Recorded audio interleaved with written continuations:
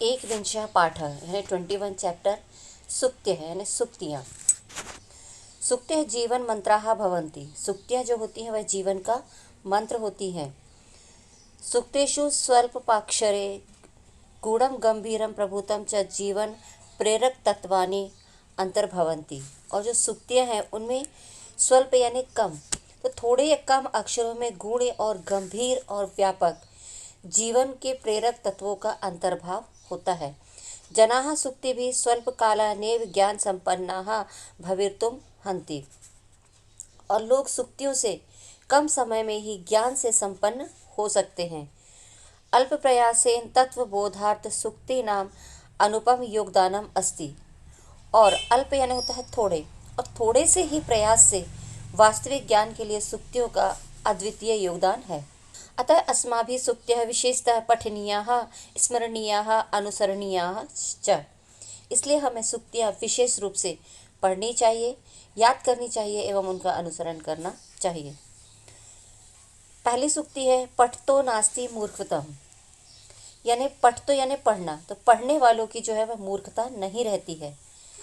इसका अर्थ यह हुआ कि जो व्यक्ति निरंतर अध्ययनशील होता है यानी पढ़ता रहता है, तो पढ़ने लिखने से उसके ज्ञान की प्राप्ति होती है और इससे उसकी मूर्खता नष्ट हो जाती है और वह विद्वान बन जाता है और समाज में उसका सम्मान भी होता है। दूसरी सुक्ति है मितम च सारम च वचो ही वाग्मिता। मितम यानी होता है कम, वच यानी वाणी, वाग्मिता यानी वाक्पटुता यानी बोलने वाले की चतुरता। तो कम और सार रूप में बोलना वाणी की चतुरता कहलाती है।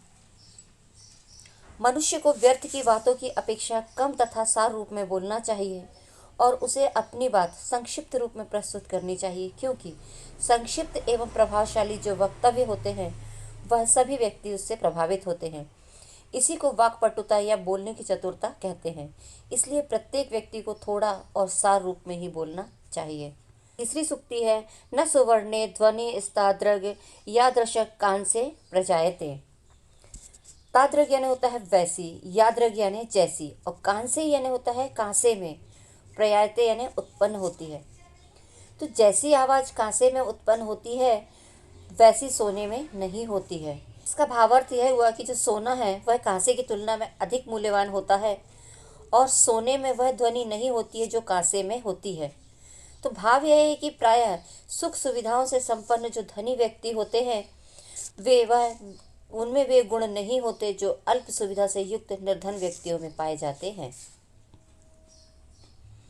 अगली सुक्ति है पर सदन निविष्ट को लघुत्वम न याति। पर यानी दूसरा यानी पराये का, सदन यानी घर, निविष्ट यानी रहते हुए, लघुत्वम यानी कि तिरस्कार, अपमान या फिर निरादर, और ना याति यानी नहीं प्राप्त होती।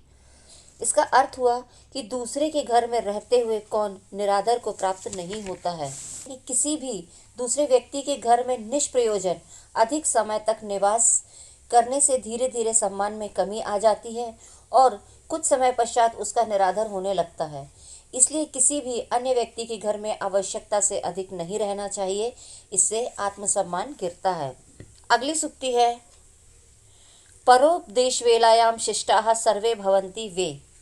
शिष्टा यानी होता है सभ्य, भवंती यानी होते हैं, और वे यानी निश्चित रूप से। तो निश्चित रूप से दूसरों को उपदेश देते समय सभी सभ्य होते हैं। इसका भावार्थ यह हुआ कि दूसरों को उपदेश या शिक्षा देते समय प्रत्येक व्यक्ति सभ्य हो जाता है। उस समय वह अपने दुर्गुणों को प्रकट नहीं करता है। उस क्षण वह सभ्य, संस्कारित, शिक्षित, चरित्रवान की तरह आचरण करता है। अगली सुक्ति है माता किल मनुष्याणाम देवता नाम च देवत्वम। देवत्वम यानी देवता। तो माता निश्चित रूप से मनुष्य और देवताओं की भी देवता होती है। इसका भावार्थ हुआ कि माता का स्थान सबसे ऊंचा कहा गया है। माता को मनुष्य एवं देवताओं का भी देवता बताया गया है, अतः सर्वदा माता का सम्मान करना चाहिए। अगली सुक्ति है आपदी स्फूर्ति प्रज्ञा यस्य धीरः सा एव ही। आपदी यानी संकट में, स्फूर्ति यानी चमकती है या सर्जित होती है, प्रज्ञा यानी बुद्धि, और यश यानी जिसकी। तो संकट में जिसकी बुद्धि चमकती है वह ही धैर्यवान होता है।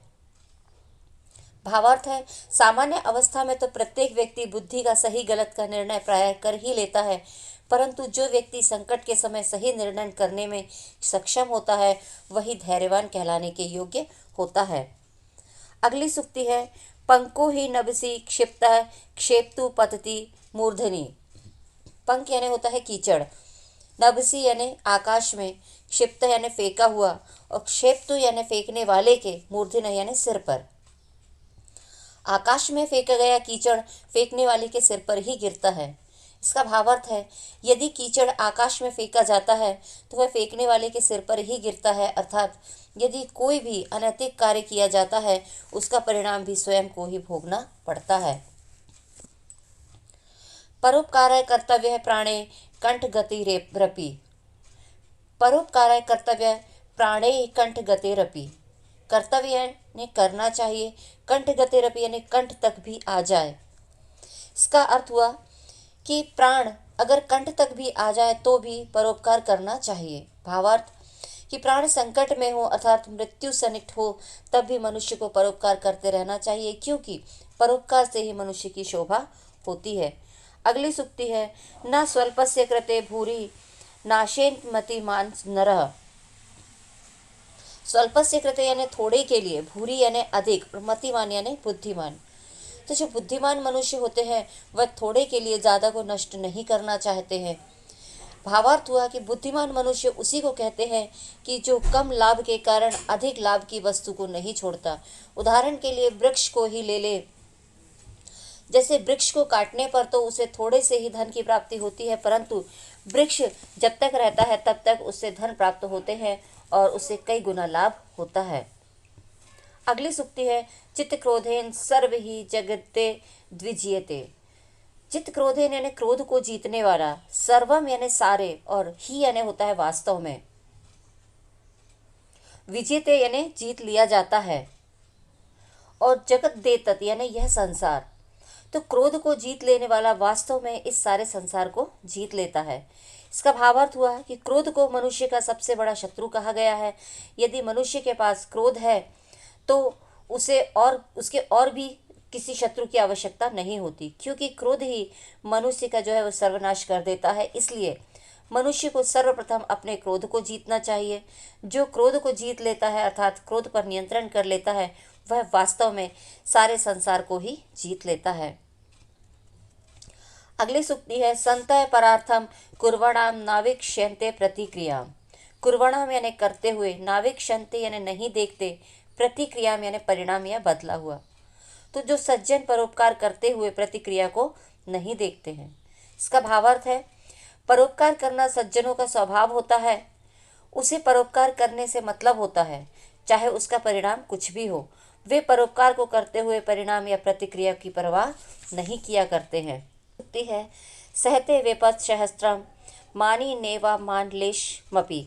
सहते यानी सहन करते हैं, विपत् सहस्त्रम यानी हजारों विपत्तियां, अपमान लेशमपि यानी अपमान का लेश मात्र भी नहीं होता।